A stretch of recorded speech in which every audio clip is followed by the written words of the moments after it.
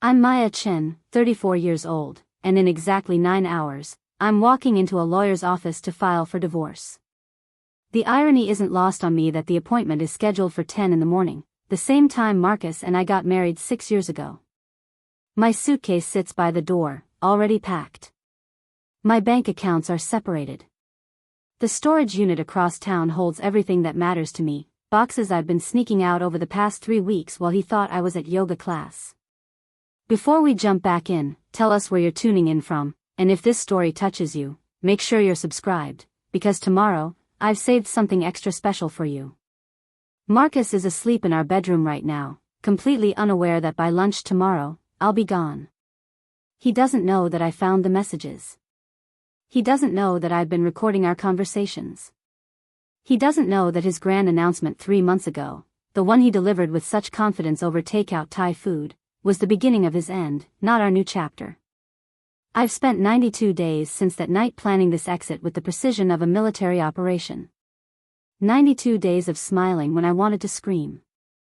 92 days of saying yes while plotting my escape.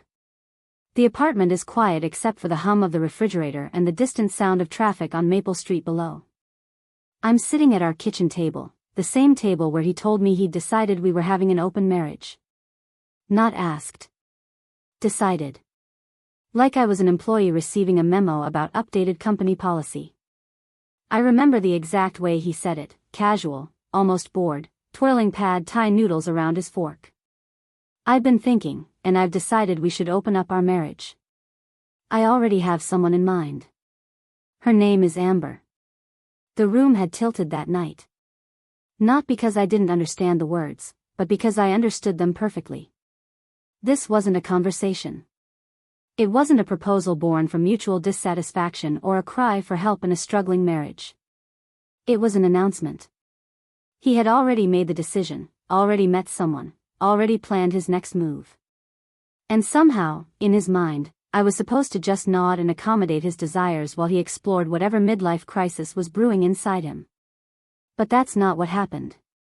Instead, I smiled. I asked questions. I pretended to consider it while my brain screamed and my heart cracked down the middle. And while he talked about freedom and exploration and how this would make us stronger, I started planning. Because if Marcus taught me anything during our 6 years together, it's that the person who controls the narrative controls everything. And I was done letting him write my story. Now, let me take you back to where this all started, back when I still believed Marcus Chen was the man I'd spend the rest of my life loving. We met 7 years ago at a marketing conference in Denver.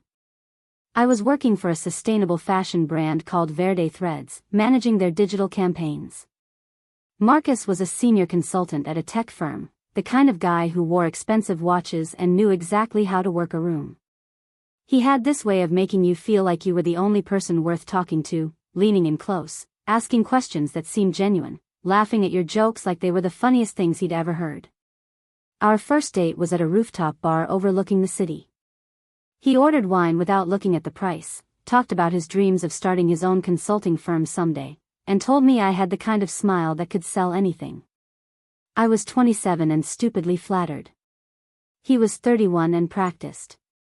By our 3rd month together, he'd moved into my apartment in the Arts District, the one I'd saved 3 years to afford. He said it made sense financially. He said we were building something real. The proposal came a year later during a weekend trip to the coast. He'd planned everything: sunset on the beach, a photographer hiding in the dunes, a ring that cost more than my car. My parents flew in from Sacramento for the engagement party. His colleagues toasted us at a fancy restaurant downtown. Everyone said we were the perfect match, ambitious, attractive, going places. I believed them. I believed him. I believed in us. The wedding was small but elegant, held at a vineyard outside the city. 50 guests, string lights, vows we wrote ourselves. Marcus promised to honor me, to choose me every day, to build a life where we both could thrive. I promised the same. And for the first 3 years, it felt true. We bought a condo together in a new development near the river. We traveled to Portugal and Japan. We hosted dinner parties where everyone envied our chemistry. From the outside, we looked like we had it all figured out. But cracks don't announce themselves with sirens. They start small, hairline fractures you convince yourself are nothing. Marcus began working later, coming home after I'd already eaten dinner. He stopped asking about my day. When I talked about a promotion I was chasing at work, he'd nod absently, scrolling through his phone. Sex became routine, then infrequent, then something that only happened when he initiated it. Preparing and narrating this story took us a lot of time, so if you are enjoying it, subscribe to our channel. It means a lot to us. Now, back to the story. I told myself it was normal, that all marriages went through phases, that we just needed to reconnect. Then came the changes I couldn't ignore anymore. Marcus started going to the gym at strange hours, 5 in the morning or 9 at night. He bought new clothes without me, fitted shirts and cologne I'd never smelled before. His phone developed a password I didn't know, and when I asked about it casually one morning over coffee, he said it was for work security. Company policy. He said it like I was stupid for questioning it. I tried to talk to him about us, about the distance growing between us like a canyon neither of us knew how to cross. One Saturday morning, I suggested we go to couples therapy. He laughed, actually laughed, and said we didn't need to pay someone to tell us what we already knew. When I asked what we already knew, he just shrugged and said all marriages lose their spark eventually. That's just reality, Maya. We're fine. But we weren't fine. I felt it in my bones, in the way he flinched when I touched his shoulder, in the way he scheduled business trips without telling me until the day before. My best friend, Lena Rodriguez, noticed it before I admitted it to myself. We met for brunch one Sunday at our usual spot, a cafe downtown that served the best avocado toast in the city. She watched me push eggs around my plate for 10 minutes before she finally said it. He's cheating on you, isn't he? I defended him instantly, the way you defend someone you're trying desperately to believe in. He's just stressed with work. They're launching a new project. Lena put down her fork and looked at me with those dark eyes that had seen me through every bad decision since college. Maya, stressed men get quiet or irritable. They don't get secretive. They don't suddenly start dressing better and smelling like a department store. I wanted to argue, but the words died in my throat because she was right. Deep down, I'd known for months. That week, I started paying attention differently. Not as a wife trying to save her marriage, but as a detective gathering evidence. I noticed Marcus texting constantly, his fingers flying across the screen while we watched television, always angling the phone away from me. I noticed he started volunteering for weekend work events I'd never heard about before. I noticed the way he smiled at his phone, a smile I used to think was reserved for me but now realized I hadn't seen directed at me in over a year. The breaking point came on a Thursday night in late April. We were supposed to have dinner together, something we'd been trying to do once a week to reconnect. I'd made reservations at an Italian place we both loved. I came home early from work, put on a dress, did my makeup. Marcus walked in at 7:30, an hour late, and barely glanced at me. Oh, was that tonight? I forgot. I already ate with some colleagues. Can we reschedule? Something inside me snapped, not into anger but into clarity. This wasn't a man who forgot. This was a man who didn't care anymore. I canceled the reservation, changed into sweatpants, and poured myself a large glass of wine. Marcus didn't even notice. He went straight to his laptop, typing away, occasionally chuckling at something on his screen. I sat there watching him, this stranger wearing my husband's face, and wondered when exactly I'd lost him. Or if I'd ever really had him at all. 2 weeks later, Marcus suggested we order Thai food. It was a Tuesday night, nothing special, just another evening in our increasingly silent home. The food arrived, and we sat at the kitchen table, him scrolling through his phone between bites, me pretending to read articles on my tablet. Then he said it, so casually it took a moment for the words to register. I've been thinking, and I've decided we should open up our marriage. I already have someone in mind. Her name is Amber. I looked up slowly, certain I'd misheard. What? He finally put his phone down, meeting my eyes with an expression that was somehow both nervous and defiant. An open marriage. I've met someone, and I think it could be good for both of us. You could see other people too. It'll take the pressure off. The pressure, I repeated, my voice sounding distant even to my own ears. What pressure? Marcus sighed like I was being deliberately obtuse. The pressure of monogamy, of being everything to each other. We're young, Maya. We got married without really exploring what else is out there. This way, we can stay married but have freedom. It's very modern. Actually, a lot of couples are doing it now. I set down my fork carefully, my hand starting to shake. When did you meet her? Does it matter? Yes, Marcus. It matters. He looked away, focusing on his noodles. A few months ago. At a networking event. We've been talking, getting to know each other. Nothing physical has happened yet. I wanted to be honest with you first. The lie was so transparent it would have been funny if it wasn't devastating. Nothing physical. Yet. As if his honesty was some noble gesture, as if telling me he wanted permission to sleep with someone he'd already chosen was respectful. As if my feelings were a minor obstacle to overcome rather than the foundation of our marriage. So you've already decided, I said quietly. This isn't a discussion. You're telling me how it's going to be. He had the audacity to look offended. I'm trying to include you in the decision. But yeah, I think this is what I need. What I need. Not we. Not us. Just him. And in that moment, sitting across from a man I barely recognized, eating takeout that suddenly tasted like cardboard, I made my own decision. I smiled, took a sip of water, and said the words that would buy me time. Okay. Let me think about it. Marcus looked relieved, almost grateful, like I'd just agreed to let him borrow my car instead of destroy our marriage. He reached across the table and squeezed my hand, his touch feeling foreign and calculated. I knew you'd understand. You're so rational, Maya. That's one of the things I love about you. I let him hold my hand for exactly 5 seconds before pulling away to clear the dishes. My mind was already 3 steps ahead, calculating, planning, strategizing. That night, after Marcus fell asleep, I sat in our bathroom with the door locked and let myself feel everything I'd been holding back. The humiliation. The rage. The grief for a marriage that had apparently died months ago while I was still trying to resuscitate it. I cried silently into a towel, then washed my face, looked at myself in the mirror, and made a promise. He would not get to rewrite this story. He would not get to make me the fool who stayed while he paraded his affair as enlightenment. The next morning, I called in sick to work and went straight to see Lena.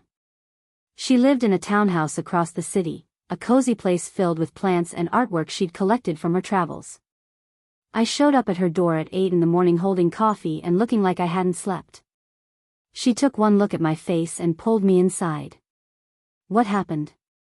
I told her everything. The announcement. Amber. The way Marcus had presented infidelity as innovation, betrayal as personal growth. Lena listened without interrupting, her expression shifting from shock to fury to something colder and more calculating. When I finished, she was quiet for a long moment. Then she said, "You need a lawyer." Not yet, I said. First, I need to know everything. Who is she? How long has this really been going on? What else is he hiding? Lena nodded slowly, understanding exactly what I meant.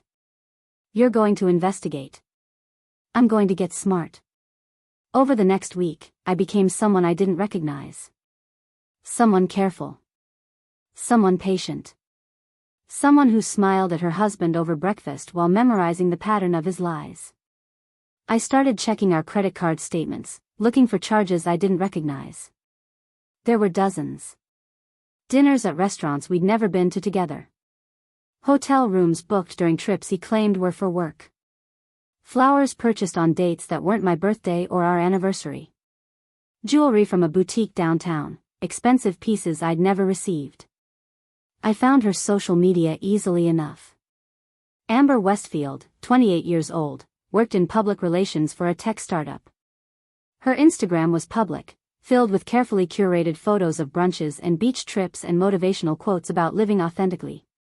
I scrolled back through months of posts until I found it. A photo from January, 4 months ago, taken at what looked like a hotel bar. The caption read, "Unexpected connections," with a cocktail emoji. In the background, barely visible but unmistakable, was Marcus. 4 months. He'd been lying to me for 4 months, maybe longer. The Thai food conversation suddenly made sickening sense. He hadn't been asking for permission. He'd been informing me of a reality he'd already constructed, hoping I'd be too shocked or too accommodating to fight back. He'd underestimated me completely. Men like Marcus always do. They assume compliance means weakness. They mistake patience for stupidity. I started documenting everything. I created a hidden folder on my phone and took screenshots of every suspicious charge, every late-night text notification, every business trip that didn't match his company's calendar. I bought a small recording device online and started keeping it in my pocket during our conversations. Not to use against him necessarily, but to have proof of my own sanity when he inevitably tried to gaslight me. Marcus, for his part, seemed almost giddy in the days after his announcement. He started coming home earlier, being more affectionate, as if the prospect of having both me and Amber had revitalized his interest in our marriage. He'd kiss my forehead and ask about my day, playing the role of attentive husband with renewed enthusiasm. It was grotesque, watching him perform intimacy while planning his escape from it.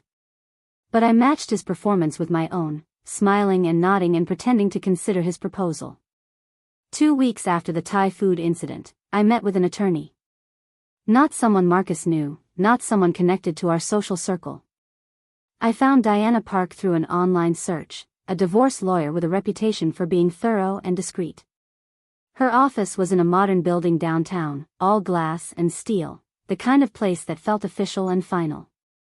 I sat across from her desk and told her everything, including the part where I was still living with Marcus and pretending to consider his open marriage fantasy. Diana listened carefully, taking notes on a yellow legal pad. When I finished, she looked up and said something that changed everything. "Do you own the condo together?" "Yes," I said. "We bought it 4 years ago." "Both names on the deed?" "Yes." She tapped her pen against the pad thoughtfully. "And your income, is it significantly different from his?" "I make slightly more, actually. I'm a senior director now. He's still a consultant." Diana smiled, a small, knowing smile that told me she'd seen this scenario before. "Then you're in a better position than you think. If you file first, if you document his infidelity, and if you can prove that he initiated the destruction of the marriage, you'll have leverage. Colorado is a no-fault state, but judges still consider behavior when dividing assets and determining support. The question is, how long are you willing to stay while you prepare?" I thought about it for maybe 3 seconds. "As long as it takes to do this right." Diana nodded approvingly. "Then we start building your case. I need financial records, proof of infidelity, documentation of any joint assets. Can you get me bank statements without him knowing?" "I already have them," I said, pulling out my phone. "I've been collecting evidence for 2 weeks." Diana's smile widened. "Then we're ahead of schedule. Let's get you out of this marriage with everything you deserve." Over the following weeks, I became a ghost in my own home. Physically present but emotionally gone, watching Marcus from a distance like an anthropologist studying a particularly self-absorbed species. He started staying out later, claiming drinks with colleagues or networking dinners that I knew were dates with Amber. He stopped trying to hide his phone. He actually started talking about her at home, little comments designed to normalize her presence in our lives. "Amber thinks we should try that new sushi place." "Amber recommended this podcast." "Amber says open marriages require strong communication." Each mention of her name was a test, waiting to see if I'd finally crack, if I'd scream or cry or beg him to stop. But I never did. I just smiled and said things like "that's interesting" or "maybe we should try it," all while transferring money into a separate account he didn't know about, all while boxing up my grandmother's jewelry and my important documents and moving them to a storage unit across town. The final breaking point came on a Saturday afternoon in July. I came home early from what Marcus thought was a yoga class but was actually my final meeting with Diana, finalizing the divorce papers. I walked into our bedroom and found his laptop open on the bed, screen glowing with a message thread I wasn't supposed to see. He was in the shower, singing badly to some pop song, completely oblivious. I should have walked away. I should have stuck to my plan and waited for Monday when everything would be filed. But curiosity pulled me forward, and what I saw made my blood turn to ice. Messages between Marcus and Amber going back 8 months, not 4. 8 months of I miss you and can't wait to see you and she doesn't suspect a thing. 8 months of planning their future while I slept next to him every night. But it was the most recent message that destroyed me. The one from yesterday that read, "Just a few more weeks and I can finally leave her. Already talked to a lawyer about protecting my half of everything." He wasn't waiting for my permission. He was strategizing his exit, making sure he'd walk away with half of the condo I'd put the down payment on, half of the savings I'd built before we even met, half of everything I'd worked for while he played house with someone else. The open marriage pitch had never been about freedom or honesty. It was a smokescreen, a way to keep me compliant while he positioned himself for maximum financial gain. I heard the shower turn off. I closed the laptop and walked calmly to our closet. My hands didn't shake as I pulled out the suitcase I'd already packed and hidden behind winter coats. Marcus emerged from the bathroom in a towel, smiling at me like nothing was wrong. "Hey babe, want to grab lunch somewhere?" I turned to face him, suitcase in hand. His smile faltered. "What's that for?" "I'm leaving. Right now." Confusion flickered across his face, then something like panic. "What are you talking about?" "We can discuss this." "There's nothing to discuss, Marcus. I found your messages. All of them. The 8 months of lies. The lawyer consultations. The plans to take half of everything while pretending this open marriage was for both of us." His face went pale, then red. "You went through my laptop? That's a violation of privacy. You violated our marriage. Privacy doesn't apply anymore." He stepped toward me, hands raised like he was approaching a dangerous animal. "Maya, let me explain. Those messages, they're out of context." I was venting. I wasn't actually going to do any of that. "Save it," I said, my voice steady despite the adrenaline flooding my system. "I've already filed for divorce. The papers will be served to you Monday morning. You can explain everything to your lawyer." The mask fell completely then. The charm, the remorse, the manufactured concern, all of it evaporated. What replaced it was something ugly and entitled. "You can't just leave. This is my home too." "Actually," I said, moving past him toward the door, "my name is on the deed first. I paid the down payment. And thanks to your detailed messages about abandoning the marriage, my lawyer says I have an excellent case for keeping it." His jaw clenched. "You planned this. You've been lying to me." The irony of that statement coming from him almost made me laugh. "I've been surviving you. There's a difference." I walked out of the bedroom, down the hallway, past the kitchen table where he destroyed us over pad thai and lies. Marcus followed, his voice rising. "You're making a huge mistake. You'll regret this. Amber and I are in love. Real love. Not whatever cold arrangement you think marriage should be." I stopped at the door and looked back at him one last time. "Then I hope you're very happy together. But you won't be doing it in my condo or with my money. The lawyer says your 8 months of documented infidelity means you get nothing. Enjoy starting over." I left before he could respond, my suitcase wheels clicking against the tile floor, the sound of his rage echoing behind me. I didn't cry until I was 3 blocks away, parked in a grocery store lot, shaking so hard I could barely hold my phone. Lena answered on the first ring. "It's done." I left. She exhaled in relief. "Where are you?" "Coming to your place if that's okay." It's more than okay. I'll open wine. The weekend that followed felt surreal. I stayed with Lena, sleeping on her couch, jumping every time my phone buzzed. Marcus called 47 times that first night. I didn't answer. He texted apologies, threats, bargaining, all the predictable stages of a man realizing he'd lost control. By Sunday, the messages had turned desperate. We can fix this. I'll end things with Amber. I'll do whatever you want. Just come home so we can talk. But Monday morning arrived, and with it, the process server who delivered divorce papers to Marcus at his office. Diana called me at noon. He's been served. How do you feel? Exhausted, I admitted. But free. Good, she said. Because now the real fight starts. She was right. Within hours, Marcus had hired his own lawyer, some aggressive attorney who specialized in high-conflict divorces. They immediately filed a motion claiming I'd abandoned the marriage, that I'd stolen marital assets, that I was acting in bad faith. It was all lies, easily disproven by the evidence I'd collected, but it was designed to intimidate me. Then came the social media campaign. Amber posted a photo of her and Marcus on Instagram with a caption about finding real love in unexpected places.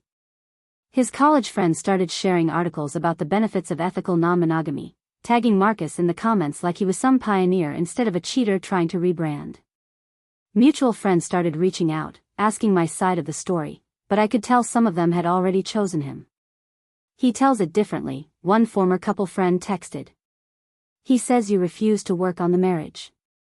I didn't respond to any of them.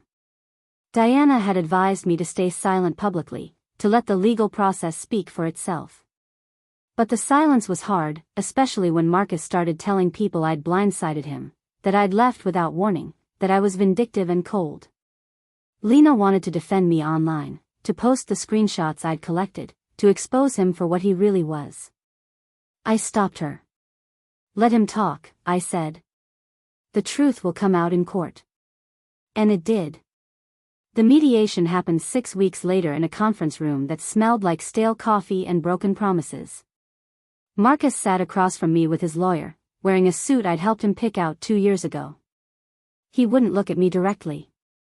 Diana laid out our evidence methodically, 8 months of messages proving premeditated infidelity, financial records showing his spending on Amber, proof that I'd paid the condo down payment from my premarital savings. Marcus's lawyer tried to argue that the open marriage proposal showed willingness to preserve the union, that my refusal to consider it was abandonment. Diana didn't even blink.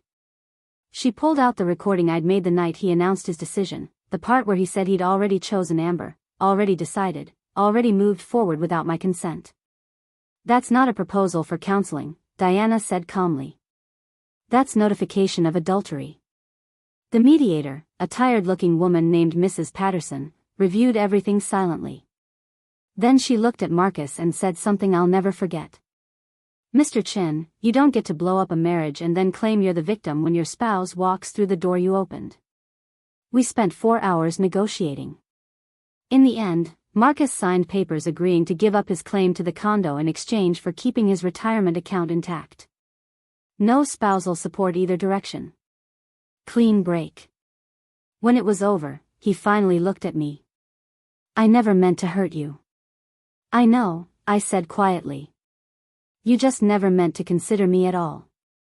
3 months later, the divorce was finalized. I changed the locks on the condo, repainted the bedroom a soft blue I'd always wanted, and adopted a rescue dog named Bailey who slept at the foot of my bed. Lena helped me host a divorce party, just close friends, where we burned old photos and toasted new beginnings. I heard through mutual friends that Marcus and Amber lasted another 4 months before she left him for someone else. Apparently, she didn't appreciate his tendency to make unilateral decisions either. I felt nothing when I learned that, not satisfaction or vindication, just distance. He was someone else's lesson now. My mother called one evening while I was cooking dinner in my kitchen, finally mine alone. How are you doing, really? She asked. I thought about it, stirring pasta. Bailey sprawled across the floor. I'm good, Mom. Actually good, not pretending good. She was quiet for a moment. I'm proud of you for leaving. Your father and I worried you'd stay. I worried too, I admitted. But staying would have killed something in me I wasn't willing to lose. A year later, I stood in that same kitchen, morning light streaming through windows I'd dressed with new curtains.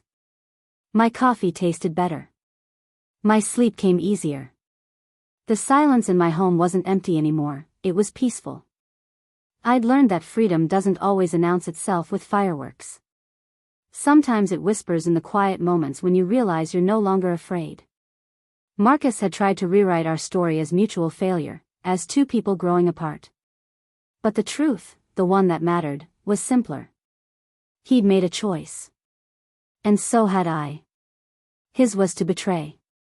Mine was to survive. And in the end, only one of us got to keep their integrity. I poured my coffee, scratched Bailey behind the ears, and smiled at the reflection in the window. The woman looking back was someone I recognized again. Someone I was proud to be. Someone who'd counted the cost of staying and decided she was worth more. Up next, you've got 2 more standout stories right on your screen. If this one hit the mark, you won't want to pass these up. Just click and check them out.